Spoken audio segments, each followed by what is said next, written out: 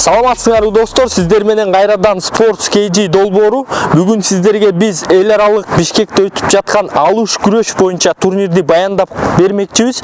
Бүгүнкү турнир коомдук ишмер, саясатчы жана алыш күрөшүнүн негиздөөчүсү Баяман Эркинбаевга арналган.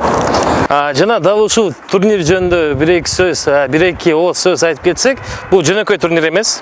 Бул болсо атайын дүйнөлүк, тагыраак айтканда эл аралык алыш күрөш федерациясынын астында өткөн гран-принин бири экен.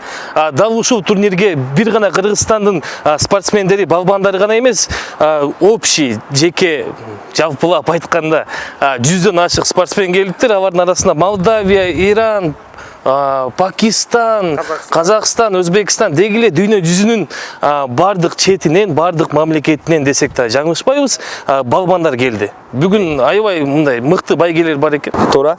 Эми туура дагы мен кошумчалай кетсем, Кыргызстандагы бардык өтүп жаткан спорттук жаңылыктарга күбө болом десеңиздер, анда бул жактагы ссылкага кирип, биздин бардык Кыргызстандагы спорттук жаңылыктарды көрөм десеңиздер, Sports KG'нин баракчасына жазылыңыздар. Кеттик анда таалай.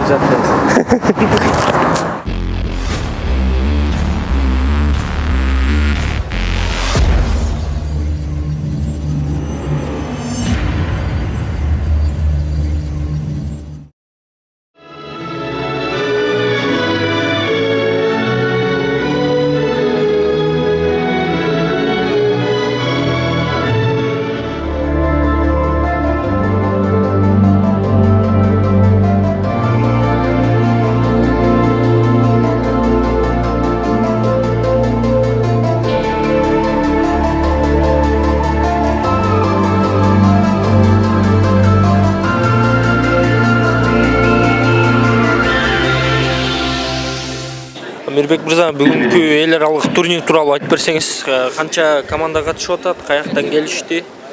Бүгүнкү эл аралык гран-при мелдешине 15 мамлекеттен спортсмендер келип катышып отурушат. Бул Монголия, коңшулаш Өзбекстан, Казакстан, Тажикстан, Украина, Израиль, Монгол, булар бардык ошол 15 мамлекеттен спортчулар катышып отурат. Жүзүн тегерегиндеги. Бул бүгүнкү гран-при мелдеши бул 4-чү ирет өтүп отурушу.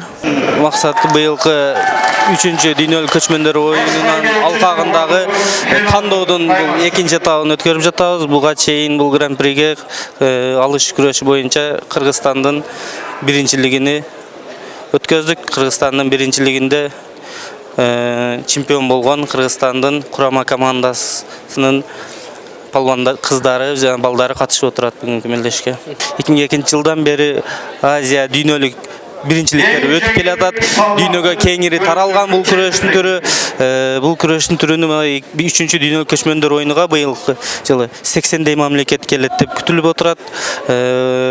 Ошол атап кеткен Баяман Эркинбаев бул дүйнөгө тарашына себепкер болгон түптөгөн алыш күрөшүнү азыркы кезде дүйнөнүн 80-100гө жакын мамлекеттеринде алыш күрөшү күрөшүлөт.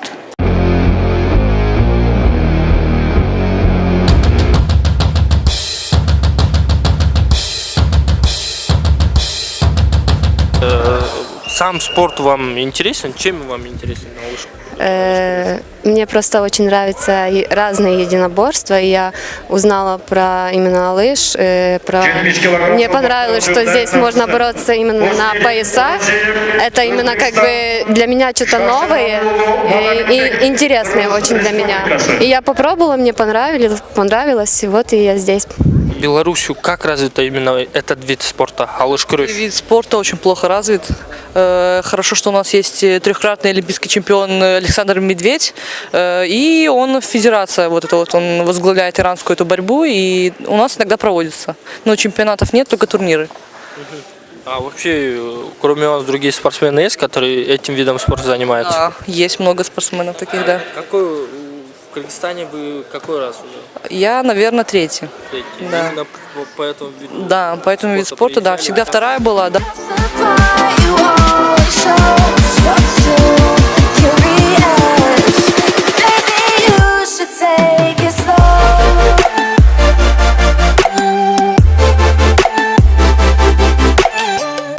Жеңишиңиз менен куттуктайбыз.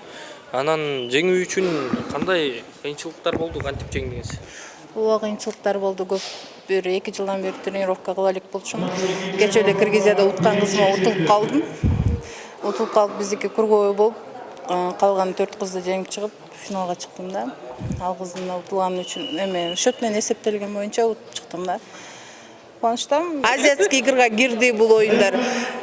Азиатский игрга киргенден кийин дагы Олимпиадага деген үмүттөр болуп атат. Балким Олимпиадага кирип калсам жакшы болот. Бизге да шанстар бар болот.